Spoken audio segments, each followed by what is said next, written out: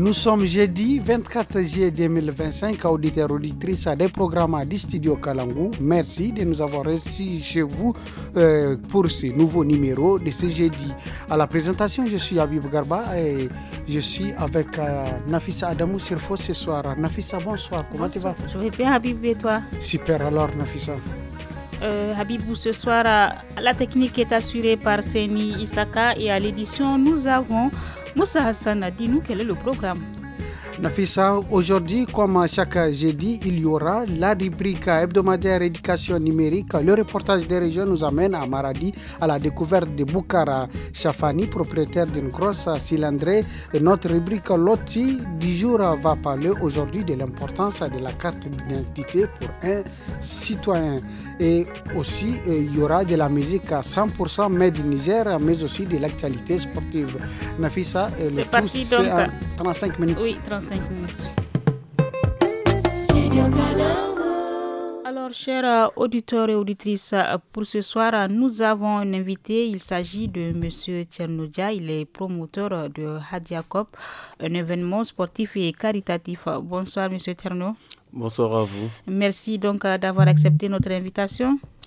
Oui, merci bonsoir, M. Tcherno. Hadiakop, c'est un événement qui va parler de l'e-sport et tout. Oui. Ouais, voilà. Et oui, avant de revenir au studio pour discuter avec M. Tcherno pour parler de Hadiakop, amis auditeurs, auditrices, Nafissa Adamou, on va écouter. Satarei du groupe Yana, chanté donc par Yakbi et Nana Ayuba.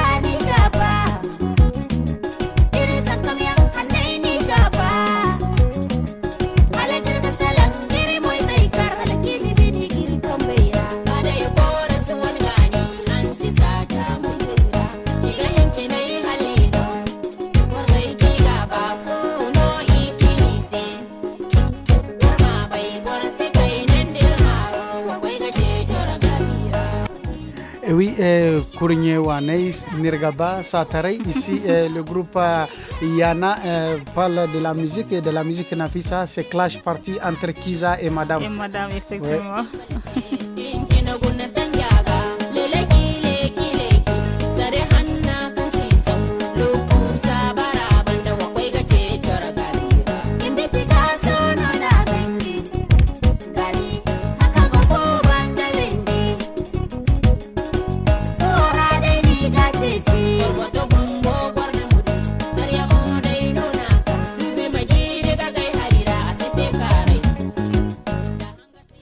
Oui, auditeurs, auditrices des programmes du studio Kalangu, on revient au studio Soumana Amadou et nous attendons la première partie de notre émission avec l'invité du jour. Il s'agit bien sûr de Tchernodia.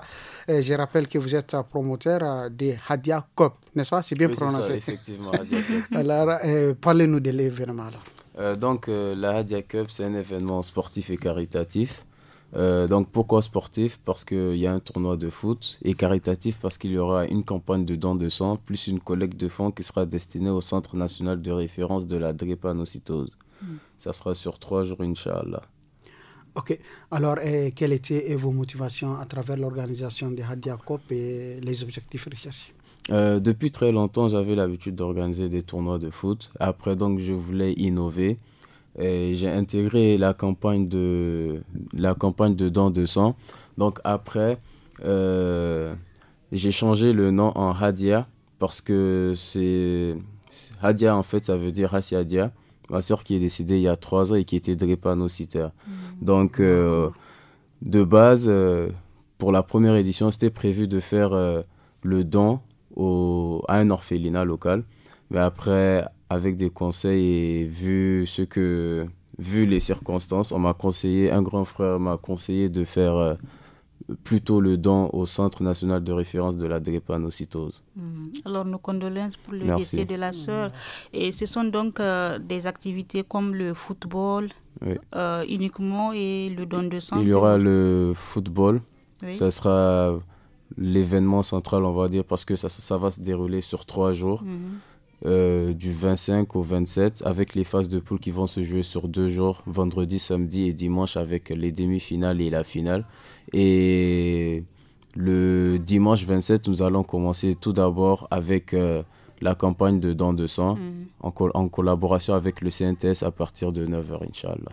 Et pour le football, qui est la cible qui participe vraiment à ce... Généralement, je dirais que c'est ouvert à tous, mais... il y a plus de 50% des joueurs sont des jeunes de moins de 30 ans. Ouais.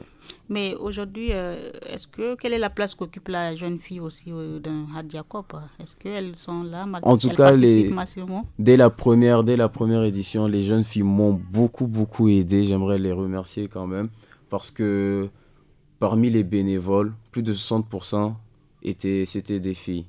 Et avoir des filles aussi dans l'organisation, ça nous a beaucoup aidé parce que, faut l'avouer, elles sont très, très douées en ce qui concerne l'organisation. Et vous êtes aujourd'hui à votre 2e édition, c'est ça? Oui, c'est la 2e édition. Quel est le plus que vous avez eu à travers cet événement?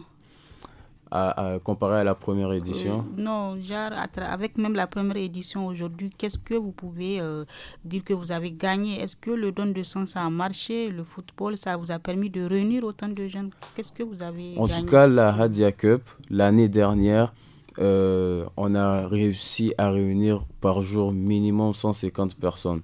Parce qu'il n'y avait pas que les joueurs, les gens venaient plus pour les retrouvailles. Parce que l'ambiance, il y avait une ambiance de convivialité, les gens venaient, causaient. Surtout que c'est une période de vacances.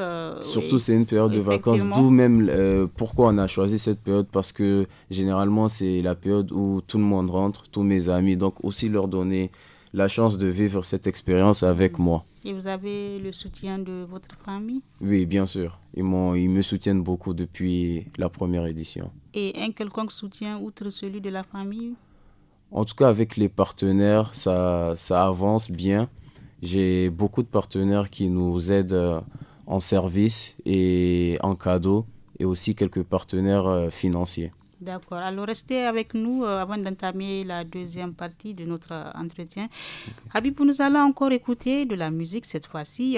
Qu'est-ce qu'on va écouter? On va écouter Lamido et les titres chantés ici, c'est Mangoro. Mangoro, c'est la mangue en Hausa, c'est ça? Voilà.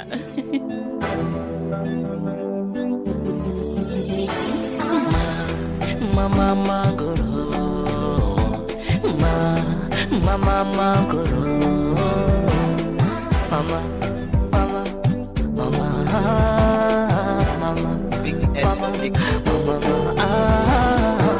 Yarinya mai talar mangoro, da Allah kawo mangoro, sabo mai guda biyu mangoro, ni ba ni shako mi sai mangoro, wayo mangoro, dadi mangoro, mangoro, da itaciya mangoro, ini Lamido music yaro mai wakanta nasu.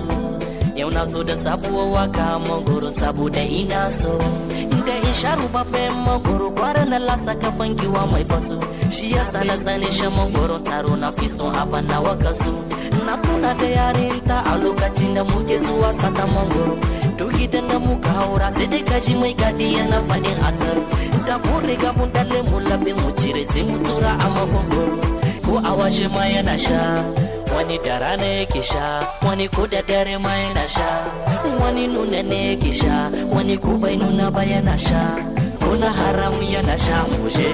Yarinya mai dalar mangoro, da Allah kawo mangoro, zabo min guda biyu mangoro, ni ba ni shakku mi sai mangoro, wayo mangoro, dadi mangoro, mangoro da itace ya mangoro. Lamar sai du'a'i zamanin ga ya lalace, ba mu zaba matan kowa ka gani ta ce na ce, dalilin wakan mangoro wacce da wani su fara cece kuce, mai tun da kun gani sun gani tsarin su ne fice da su na amince. Lalle gyara kayan ka ba laifi ba ne shawara ce, amma wani gyara kayan in ka lura kawai ke ta ce, ya san ko kai wane ne kuma da wane ne, jin daɗin ka si da mace, take na ka tsinke na wani a kiyaye ba rayuwa ba ce. In dai mutanen mu ne duya da kai sai sun ga bakin ka, mutum bai gadon ka ba amma yayi gadon maganar ka. In ka biye wahalin su za su kita maka ganga asara, domin ko cikin ruwa ka saka ba wasu su sai sun ce ka ta da bura. Yarinya mai talar mangoro, da Allah kawo mangoro, zabo min guda biyu mangoro, ni ba ni shakku mi sai mangoro, wayo mangoro, dadi mangoro, mangoro da itace ya mangoro. Now we do music, teaching what and I pick you up. Rapa à la gifa, respect.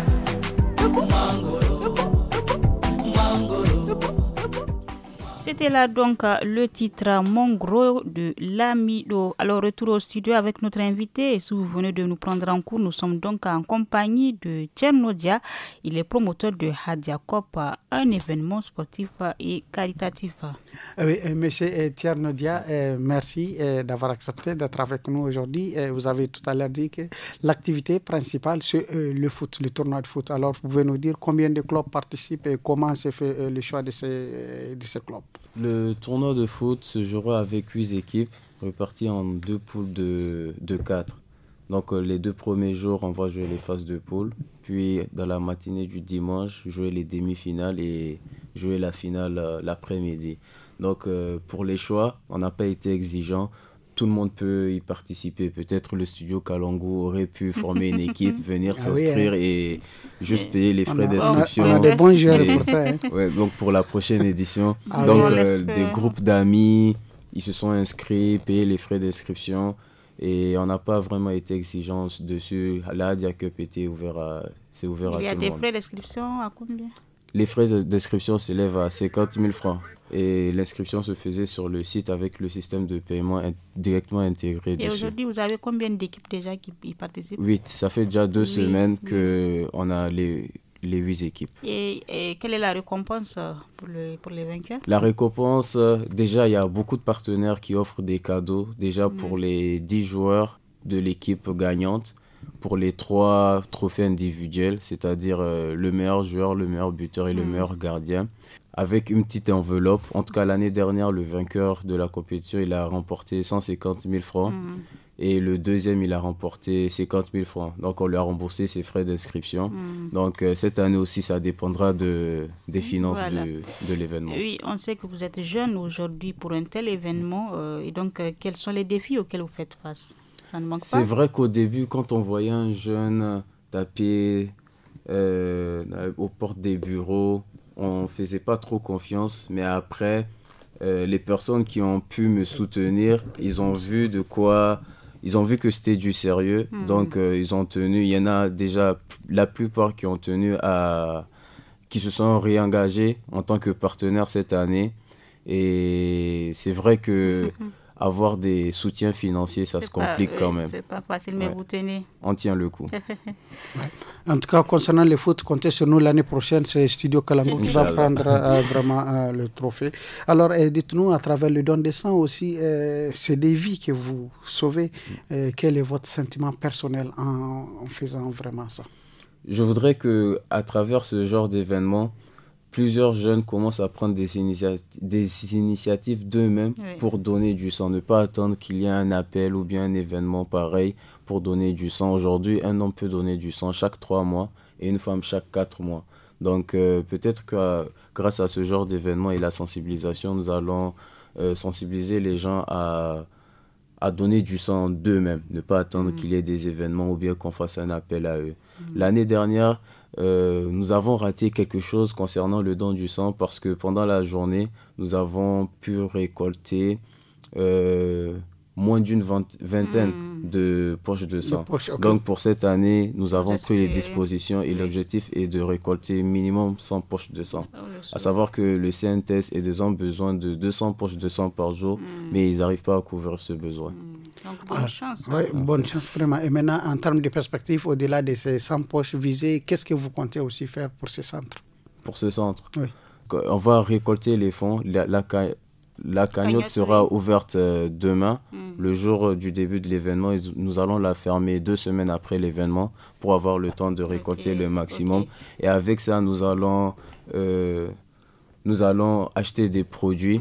Il y a quelques jours, on a tenu une réunion là-bas et ils nous ont fait une liste de leurs besoins. Voilà. Donc avec ça, nous allons essayer de couvrir au maximum les besoins dont ils nous ont parlé. Le temps est contre nous, hein, et pour le futur, quelles sont vos perspectives d'avenir? Peut-être au-delà de football, des séances de 200, peut-être organiser un gala pour clôturer l'événement et pour aussi en faire une levée de fonds. Voilà. Peut-être une vente aux enchères, peut-être aussi inviter un grand footballeur africain pour l'événement. Alors nous vous souhaitons très bonne chance, Hadia Kop. Et bon vent. Merci beaucoup. Merci vraiment Thierno et vraiment du courage. Merci de m'avoir never give up. Nous étions donc avec Thierno Dia, promoteur de Hadia Kop. Hadia Kop, un événement culturel et caritatif. Vous avez des questions pour l'équipe de la rédaction de Studio Kalangu? La rédaction vous répond. Posez toutes vos questions sur le travail des journalistes de Kalangu. Sur une actualité diffusée sur Kalangu, n'hésitez pas à laisser vos questions en français, en Hausa, en Fulfulde, en Tamashek et en Zarma sur notre numéro WhatsApp qui est le 80 06 88 54. Studio Kalangu au rythme du Niger. Et oui, chers auditeurs et auditrices des programmes du Studio Kalangu, place à présent à notre rubrique éducation numérique, n'est-ce pas Nafisa? Et oui, Habibou, dans la rubrique hebdomadaire, nous avons un sujet aujourd'hui qui préoccupe de nombreux parents. À quel âge devrait-il offrir un téléphone portable aux enfants? Ousmane Mahmoudou, responsable du desk numérique, nous en dit plus au micro de Samira Rouafi et Maria Made. Le choix de donner un téléphone dépend de l'avantage de l'utilisation prévue que de l'âge de l'enfant lui-même. Si le téléphone est principalement destiné à prendre des photos, jouer à des jeux simples et passer des appels vidéo supervisés, cela peut être très différent de donner un accès Internet à un enfant non surveillé. Donc, pendant la période, par exemple, si l'on prend de l'école primaire d'un enfant, il est très probable que ce dernier soit constamment sous la surveillance d'un adulte. Il se trouve soit à l'école, soit à la maison en compagnie d'amis et d'adultes de confiance, donc, ou avec d'autres membres de sa famille. Il se peut que la nécessité de communiquer avec un adulte distant ne soit pas aussi cruciale à ce stade de la vie de l'enfant. Donc, mais il revient à chaque parent de prendre en considération les besoins particuliers de leurs enfants. C'est une perspective intéressante. Quand les enfants peuvent-ils avoir un téléphone avec accès Internet selon vous? Selon le professeur, généralement le passage du primaire au collège est un moment clé. Donc il dit qu'à ce stade, les enfants peuvent commencer à s'impliquer dans des activités en dehors de la maison, ce qui peut nécessiter un moyen de contacter leurs parents. Donc, beaucoup reçoivent leur premier téléphone à l'entrée en 6e. Et une fois que les enfants ont un téléphone, comment pouvons-nous assurer leur sécurité en ligne? Alors, la sécurité en ligne, elle est cruciale. Donc, les parents doivent vraiment avoir des conversations ouvertes sur les risques numériques sans dramatiser, évidemment, sans faire peur à l'enfant. Alors, le chercheur dit aussi qu'il faut rassurer l'enfant, lui dire qu'il peut venir avec ses problèmes sans crainte de réprimande. Donc, il ne faut pas que l'enfant ait l'impression qu'on va le punir si on découvre quelque chose ou un problème sur son téléphone. Il faut aussi établir des règles sur les applications autorisées et explorer les paramètres de confidentialité qui sont des étapes très importantes. Alors, que penser de certains parents qui se demandent s'ils devraient surveiller le téléphone de leurs enfants? Avant tout, le professeur privilégie vraiment la discussion. Il faut discuter de façon ouverte avec l'enfant. Une supervision parentale peut être justifiée pendant l'école primaire. Cependant, lorsque votre enfant grandit, il peut ne pas vouloir que ses parents voient tous ces messages et toutes ces interactions en ligne. Sachant aussi qu'il y a la Convention des Nations Unies relative aux droits de l'enfant qui stipule clairement qu'un enfant a aussi le droit au respect de sa vie privée. Alors, géolocaliser son enfant, est-ce une bonne idée? Alors c'est tentant, mais cela dépend des familles. Donc certains le font de façon ouverte, d'autres trouvent cela un peu effrayant. Donc la question qui se pose ici est de savoir si les parents s'assurent que leur enfant est en sécurité ou s'ils veulent savoir à son insu ce qu'il fait en ligne. Donc c'est deux choses différentes. Il convient également de se demander si ce type de technologie n'est pas en réalité faussement rassurante. Elles permettent aux parents de savoir où se trouve leur enfant, mais pas nécessairement de savoir s'il est en sécurité ou ce qu'il fait. Oui, c'était la rubrique éducation numérique, chers auditeurs, auditrices. Place à présent à l'écho des régions qui nous amène aujourd'hui à Maradi, Nafissa. Et oui, à Maradi, la moto demeure le moyen de déplacement le plus courant, mais pour certains, elle représente bien plus qu'un simple moyen de transport. Habib, c'est une passion, c'est un mode de vie. C'est le cas de Boukar Chafani. Il est un propriétaire d'une grosse cylindrée qui fait toute sa fierté. Voici donc le portrait que Mohamed Maman a fait de ce passionné.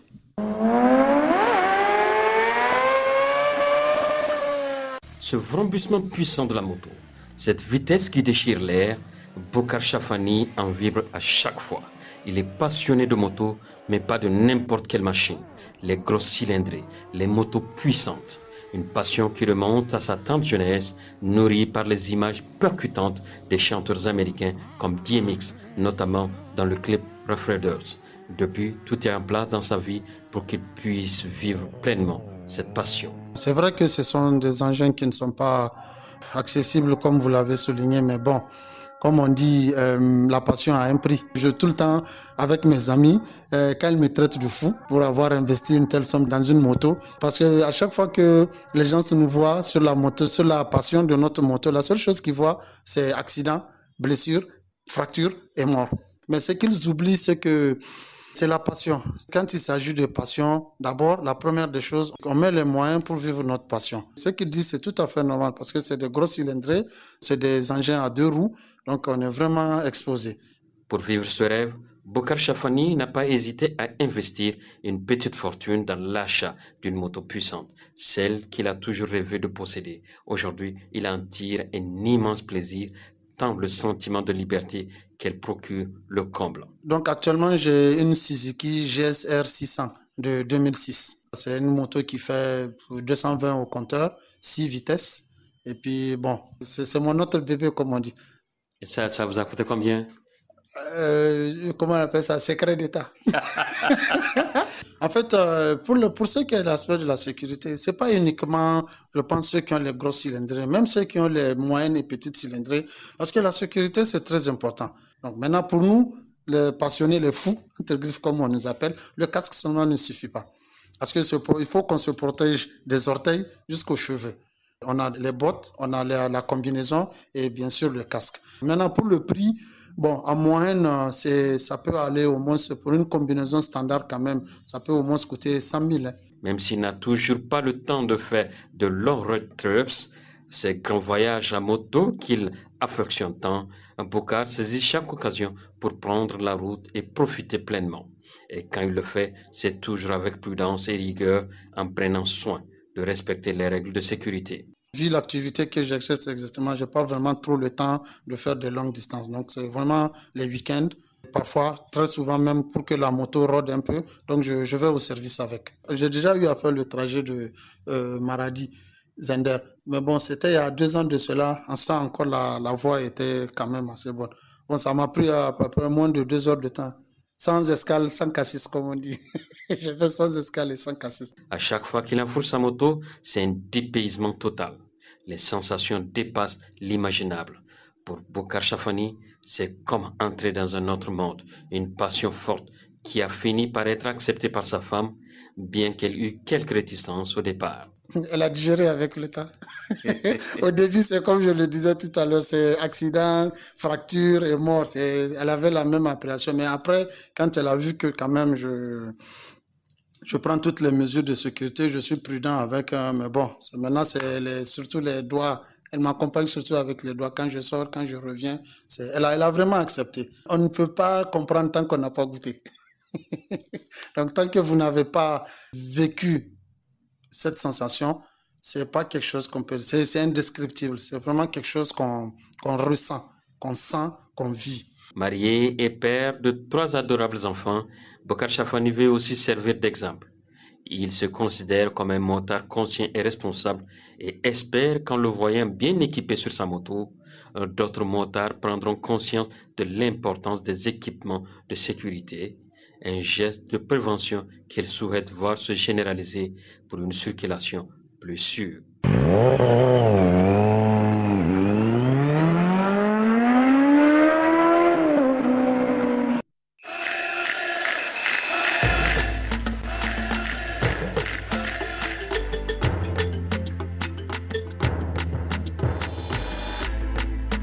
Et oui, vous avez compris, c'est l'heure de la page sport et il est avec nous aujourd'hui notre chroniqueur et sportif. Il s'agit bien sûr d'Alassane Abdou. Alassane, bonsoir. Bonsoir Habibou, bonsoir Nafissa, Angela Merkel. Alors Alassane, nous débutons cette page sport avec les demi-finales en football de l'Euro féminin, principalement le match Espagne contre l'Allemagne.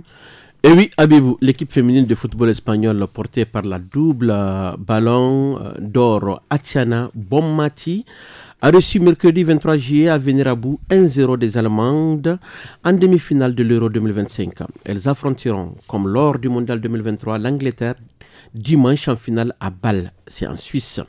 Les Allemandes agressives et combatives ont tenu tout ce qu'elles ont pu, mais ont finalement cédé en seconde période de la prolongation et l'Espagne jouera bien sa première finale dans un Euro dimanche contre les Anglaises de Sarina Wiegman.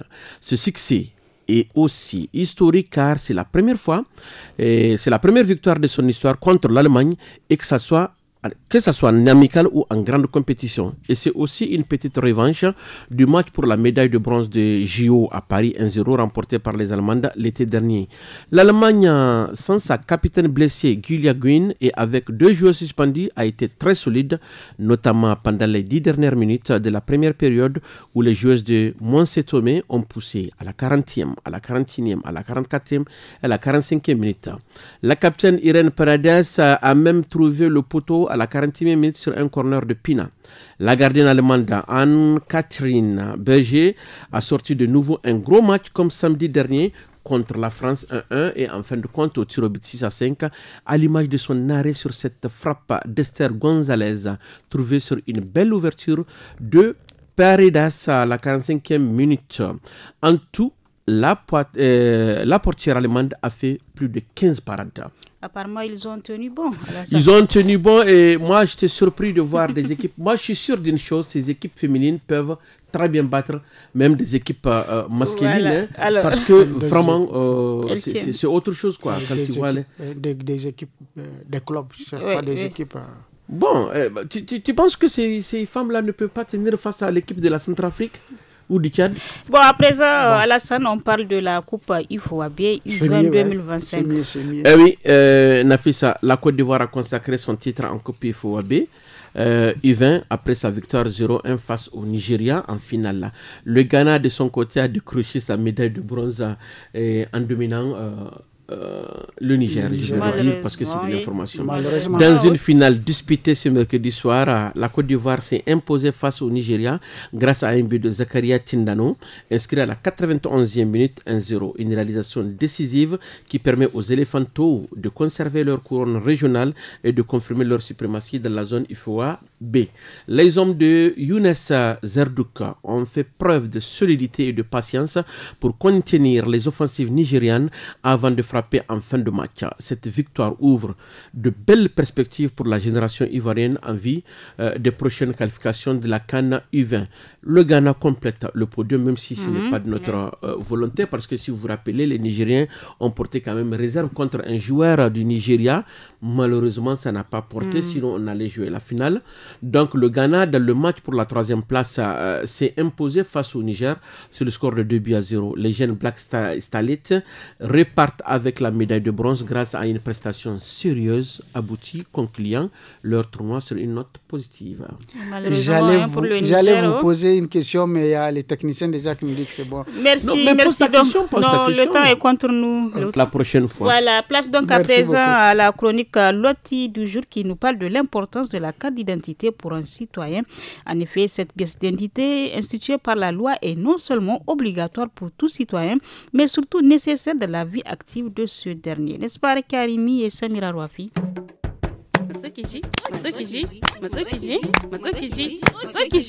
Hey, Matsokiji.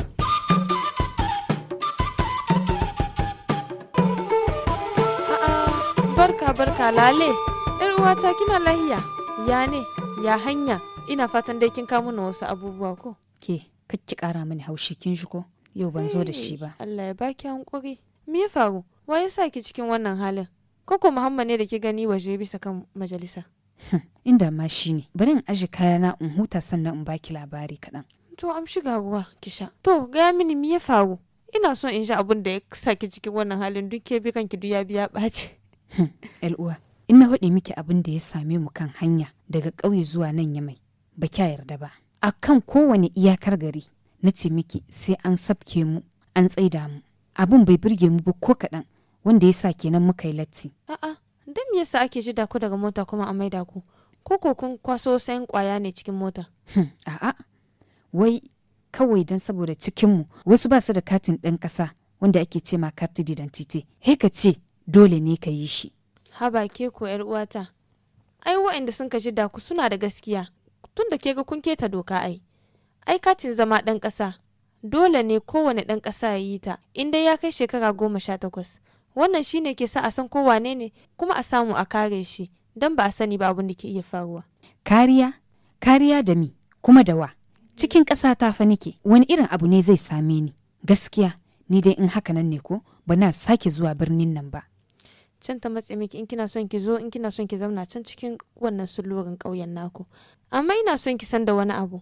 Katin ɗan ƙasa abu ne da ke gwadin da kai ɗan ƙasan ne, kuma an aza shi tun bisa kan dokar da ta wuto rana 9 ga watan Oktoba na shekara 1964. Amma wallafa shi bisa kan jaridar ƙasa mai lamba 19 na ranar 1 ga watan Oktoba na shekara 1964. Ke, shahawa min lahiya kin shigo, ke da kika san komi. In dai bisa kai gare ki ne kam, na san abubuwa da yawa. To tsada in gaya miki kin ga katin ɗan ƙasa. Tun da baki iya yawo da takarda aihuwarki, wannan sauki ne da an kan muku. Abin da bisa takarda aihuwarki shi dai ne ake rubuta bisa kan katin ɗan ƙasa don ki samu ki yawo cikin kwanciyar hankali, kuma ki gani cikin wannan rashin samun kwanciyar hankalin da muke ciki, kuma har ma wajajen ku babu kwanciyar hankali, kina iya shiga cikin wani hali da baya da kyau. Kuma ke ga yanzu fa ana zargin cewa mata da su ake kulla baki ana yin masiba. Kai subhanallahi, Allah ya tsare mu. Kuma in wani abu ya same ki, wani hatsari ko wani abu bani fatan shi, amma in kina da katin ɗan ƙasar ki tare da ke, wannan zai sa a san ko ke wace ce, kuma ke ga ana rubuta lamba saman katin sai a gaya ma 'yan uwanki. Kenan haka ne, yin wa'annan takardun yana da muhimmanci. Abin bai taɓa zuwa mini a kaina ba. To, kin gani kina da shekara 19. In kina son ki ki ɗauko wani sako, ba ki iya yin shi in dai baki da katin. Kuma yanzu ga harkokin aike-aiken kuɗi aika a ɗauko maka ko ka aika ma wani. Da kuma harkokin banki dole sai da kati. Ke dai bari, kin gama komi, ai na gane duka. Daga na koma ƙauyenmu zan yi wannan katin, domin in samu in yi bulaguro a cikin kwanciyar hankali. Ke, balle kuma ke ma ba kya samu damar cewa ba kya aiko mini wani abu ba don ban ni da kati. A gaskiya ina baki ƙwarin gwiwa. Ai dai zancen kuɗi ne, nan da nan kike fahimtar abu. Ha, na gane fa. Ba ni ruwan nan kiga in sha. Les bonnes choses ne dire jamais, les hindadi karewa kanita lokaci kan gaban Vous avez compris, nous sommes à la fin de notre émission Le Niger sur Kalangou. Au micro, c'était Abibou Garba et j'étais avec Nafisa Adamou Sirfo. La technique a été assurée par Saini Saka, l'édition Le Grand Moussa Hassan a assuré. Et merci de nous avoir suivis. Au revoir.